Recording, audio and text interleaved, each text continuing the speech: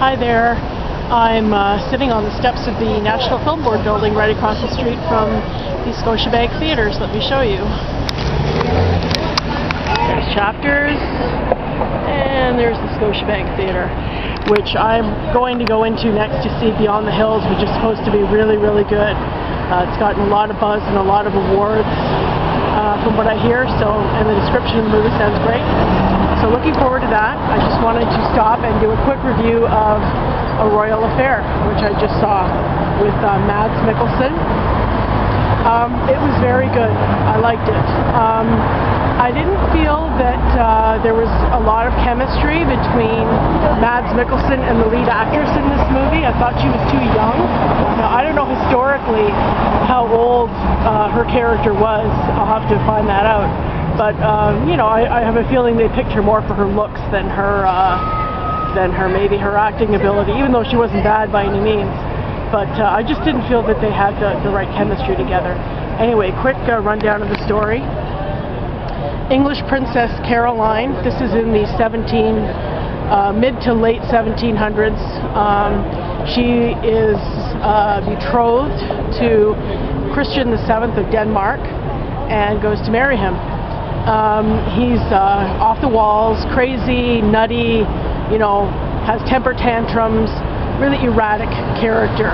But also, like at the beginning of the movie, he's not a very sympathetic character. He's just kind of nuts.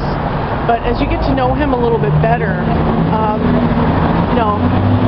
you realize that his role as King of Denmark, Prince of Denmark before that, I mean, a lot of royalty has been kind of crazy kooky, and he definitely wasn't the only one. And you kind of get to feel a little bit sorry for him, and he becomes a little bit more of a fun character later on. Now, Mads Mikkelsen plays his personal physician. He is enlisted for the role by a couple of the nobles in Denmark who have kind of fallen on hard times. They want to get back into the court, and so they want him to be personal physician and then get them back into court favor. And it's your typical kind of royal intrigue. There's all these different factions. Of course, there's the stepmother to the king has her own son who she wants, of course, to succeed to the throne. She wants him to be king. So, she's always sort of keeping an evil eye out for things going on so that she can plot and stuff like that.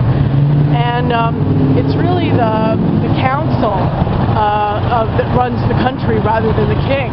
I guess partly because he's so erratic, but also because I think that's the way a lot of monarchies were run. The real power wasn't in the hands of the actual royals. It was more in the hands of their ministers and their council and stuff like that.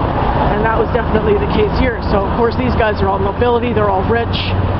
They don't really give a shit about the people who are suffering, who are poor. There's smallpox, in the city. And they don't give a shit. They just, want to keep their own cushy positions and enjoy life. So they don't really do anything. But Mads Mikkelsen, who is the personal physician, is also, he's part of the Enlightenment. He's one of these guys who's an idealist. He wants to see, everybody prosper and have a good life.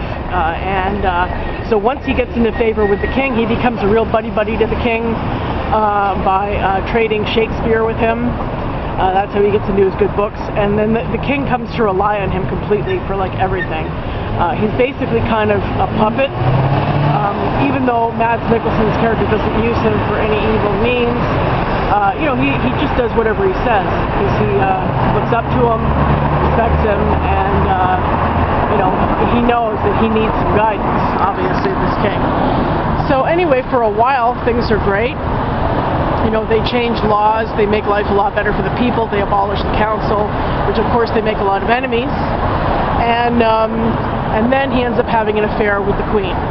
Of course the queen never loved the king, the guy's a nut bar,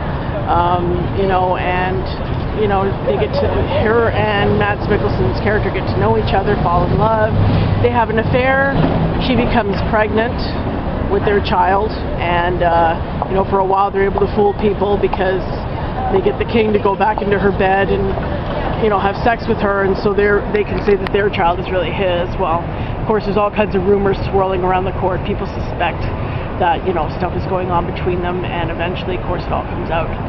And in the end, Mads Mikkelsen his character gets executed. By the way, I keep saying Mads Mikkelsen. The character's name was Dr. Johann Struensee.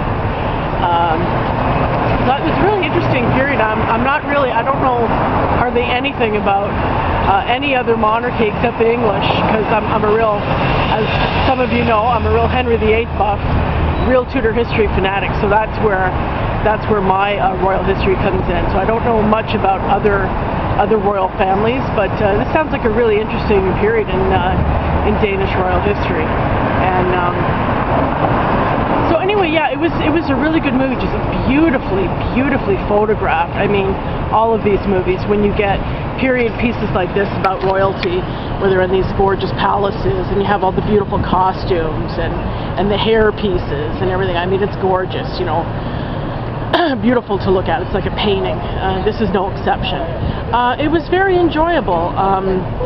Like I said, the only thing I have to say that was, you know, remotely negative is that I did not feel the chemistry between Mads Mikkelsen and the lead actress in this movie.